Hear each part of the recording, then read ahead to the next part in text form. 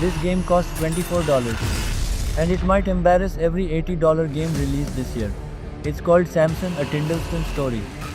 It launches April 8th and almost nobody is talking about it yet. A world that punishes every wasted second. A debt that grows whether you're ready or not. And a pressure system so ruthless. I kept checking my hands to make sure I wasn't actually sweating. If this game delivers, it doesn't just succeed, it changes what mid-budget games are allowed to be. Let me show you why. The game is set in Tindleston. Imagine 1990s New York. Not the tourist version, the one the city tried to forget. Broken, industrial, unforgiving. A city that eats people and doesn't apologize. The art team built this world around three ideas. Statement. Massive weathered murals everywhere. Every wall announces this city has a history and it isn't a clean one. Violence. Nothing here is pristine. Every cracked door and broken window tells you something happened here and nobody came to help. And parasitism. Wealth sitting on top of poverty in every single frame. The game never lectures you, it just shows you until you feel it. And your character? Samson McRae. A self-described criminal loser returning to the worst street in the city. He literally calls it the asshole of the world. Think of him like a working class Batman. No billionaire gadgets. No chosen one powers. Just fists, a car and a debt that gets bigger every single day. And Tindleston isn't just atmosphere.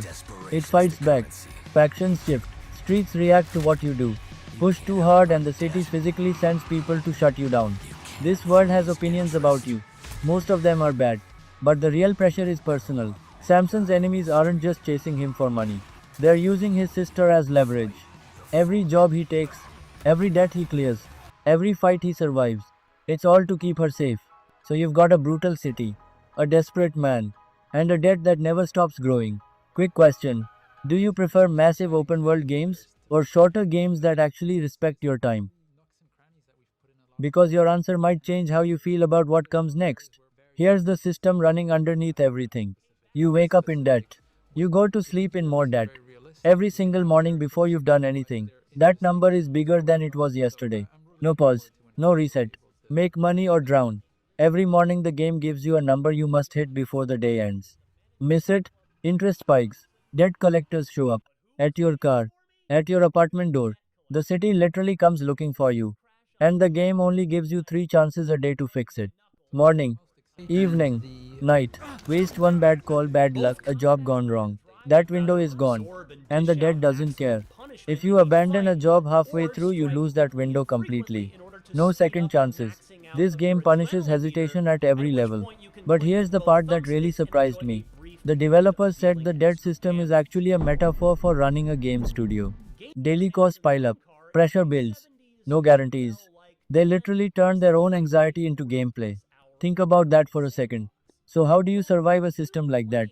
First surprise, no guns. They removed them on purpose. The developers said guns felt too clean, too easy. And panic is the whole point of this game. Instead, the world itself becomes your weapon. Debris, furniture, heavy objects, whatever you can grab. When four guys are closing in and your hands are empty, that's when you feel exactly how desperate Samson is supposed to feel.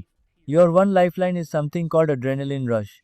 Fill the meter and time slows down, just enough to turn a losing fight around. The one mercy this game gives you. And then there's the car, the magnum opus. This isn't just a vehicle, it's a weapon with an engine. Momentum physics means mass and speed equal damage. Tires degrade, steering fails, engines can die mid-chase. Hit something too hard at speed and you'll feel the consequences. Because in this world there are always consequences. On top of that, there's a skill tree with more than 25 upgrades. And they actually change how you play, not just numbers in the background. Early previews say the gameplay loop is seriously addictive. People lost hours without even noticing.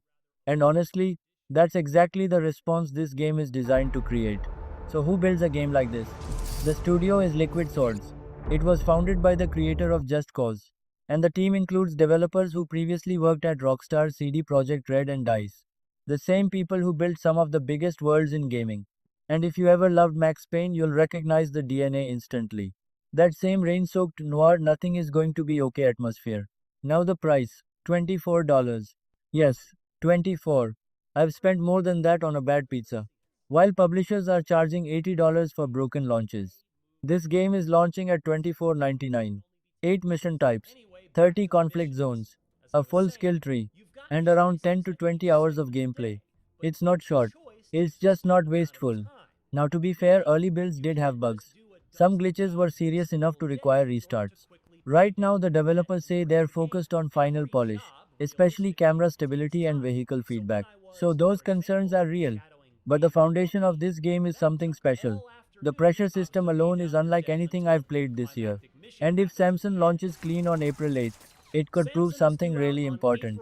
That mid budget games don't need massive scope to matter. They don't need filler, they just need focus. Tyndallston is waiting, and the debt is already growing. April 8th, 24.99. And remember that question from earlier, open world or focused? If your answer was focused, this channel is for you. I cover the games most people miss, the ones actually worth your time. Subscribe and I'll see you when Samsung launches. Kind of recognize that.